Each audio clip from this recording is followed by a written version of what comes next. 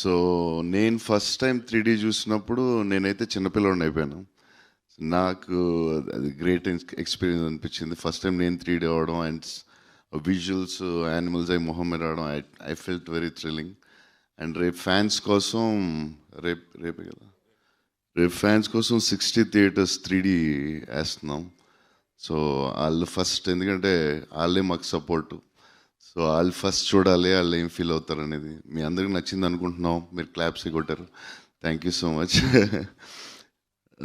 So ఈ technology ఇండియాలో first time ఇలాంటిది ఎప్పుడు చేయలేదు. So it is made for big screen, especially 3D and the big screen.